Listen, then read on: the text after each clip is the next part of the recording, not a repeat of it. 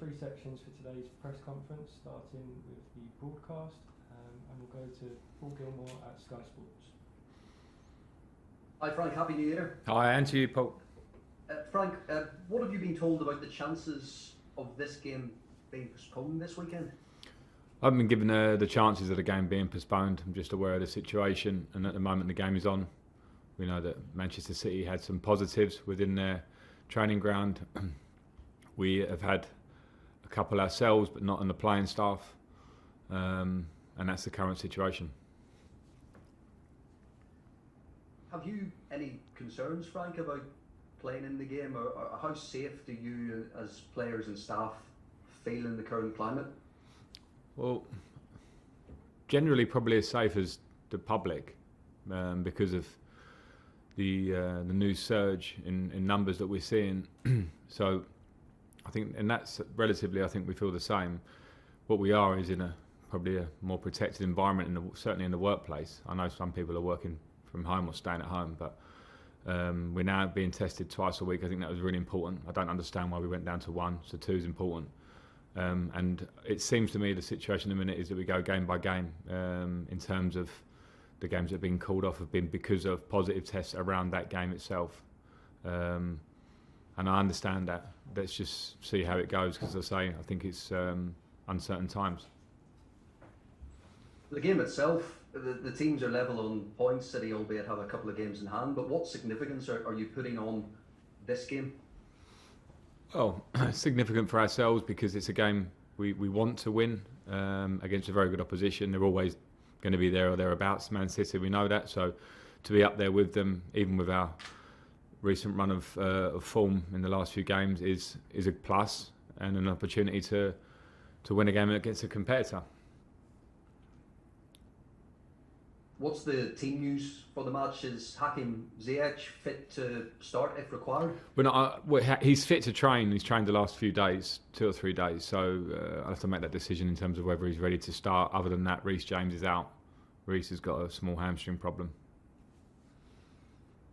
Okay, thanks, Frank. Thank you.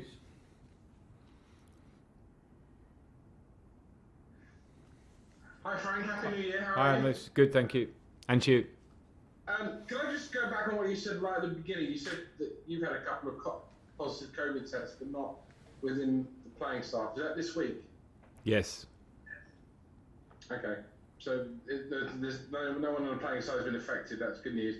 A question I've asked a lot of managers, and I noticed that Steven Gerrard's been talking about it today, is that playing on, because some people have said maybe we should have a break, but playing on is good for the mental state of everyone in the nation. I mean, everyone's sitting at home, a lot of people are not doing very much, and being able to watch their team, Chelsea, whoever on TV, is good for them. I'm not sure on that one, Moose. I think I understand it. I certainly, we love football. If you do love football, you love watching the amount of games you get to watch at home. But I think safety has to be paramount. When you look at our squad, the fact that I've said that we've got a couple of staff positives means that there are lots of people working at Chelsea within our bubble who have babies, parents, friends, sisters, brothers, whoever, grandparents, and they come here and go to work, and then they go home, and they obviously are in the environment where we're in another surge of COVID, which seems to be more contagious, if that's the right word, than we previously thought, or it is. So I think safety and security is absolutely paramount, as opposed to trying to keep nation spirits up. I know might not be a nice thing to say, but there are tough times for everybody. We enjoy watching our football, but safety and health has to come first.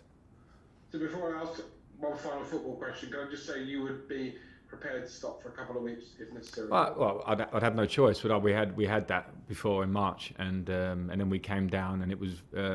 I have to say the Premier League and clubs themselves have done everything they can to make the environment as safe as possible. But as we're finding, that's not always easy to do when people go home and leave the building, and the numbers are going up, particularly in London where we're at. So I think that would have to be for the authorities, the government, the Premier League, everybody to be clear that it would be beneficial to stop in terms of a circuit breaker or whatever. And that's something that I don't know. And if you're told to stop, you stop. if that's above your pay grade, football management certainly isn't. So here's a football question for you. Beginning of the season, over a course of a Premier League weekend, we would see anything between 30 and 40, 45 goals scored. There's some unbelievable scorelines. It seems to have got back to some sort of normality recently. Why are we seeing less goals, Frank? I don't have an absolute answer for that, but from our own terms, I can only just talk football, and it's hard to say whether I think the crowd has affected. No crowd has affected football, but I'm not sure how much or why. Maybe things have settled down slightly, but all I've seen recent weeks for ourselves is that we're not as fluid as we were a few weeks ago, and we have to get back to that in terms of how quickly and well we move the ball. And we've come up against teams that are very well organised, and that's for our point of view. Then it's harder to break them down so much, and you have to also try and be as secure as you can be. So I don't have an answer, Moose. I'm sorry, I've sort of waffled a bit there, but I think it's not clear. Okay, Baker Ruffers. Thanks. Hi Frank, Happy New Year. Hi, and to you. You've got a really good record at home to Manchester City, but they obviously have the best defensive record in the league this season. So how confident are you going into this match, and where can you see their weaknesses? Well, I'm confident in us as a team, because I know when we play, particularly at Stamford Bridge, and play as well as we can, then we have opportunity to beat anybody. When I say that, Manchester City are right at the top. So when we beat them in restart, for instance, 2-1, it was a really difficult game in which we had to suffer at times because they're such a good possession-based team. So I'm confident in us. I know we need to be at our best to win because of the level of opposition. In terms of their weaknesses, I don't see it. I think they're just a very strong outfit, very well managed. They don't concede many, as you mentioned. They have lots of threats in attacking areas. So we'll have to focus on ourselves, be at our best, and if we're at our best, then we can make weaknesses against any team. What do you want to see from your team, though, on Sunday, which maybe you didn't see in the Arsenal and Aston Villa performances? Well, I don't think Arsenal and Aston Villa are comparable. Arsenal was probably, in my opinion, the worst performance of the season because of our first half, not the second, but the first. And we have to accept that sometimes that can happen. Every team in the Premier League has had one or two of those at least this season. We've seen that in terms of consistency. Villa wasn't. Villa had more energy. We had opportunities. We should have won the game. But we have to keep those energy levels up. It was slow against Arsenal. It needs to be quick against Manchester City. It needs to be disciplined against them defensively.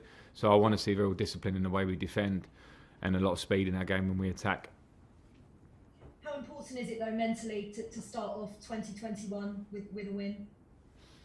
It's important because we come off the back of a few games where we've not been at our best and we've dropped some points. We're fortunate we had a really long unbeaten run before that, so the league table doesn't look terribly bad when you think we're very close to the top and the top four positions. So it's important for us, yes, mentally, because we need to start winning games regularly, and of course City will be very hard to do that, but we'll try. But in terms of the year ahead, we're still progressing. We've got improvement to make. I knew that. I know that now. And that's what we just have to do. Work hard every day. Work hard for every game that's in front of us. Just finally, Olivier Giroud, 3 goals in 4 Premier League matches now. Are you having to manage his workload a little bit, or has he earned that starting place every week?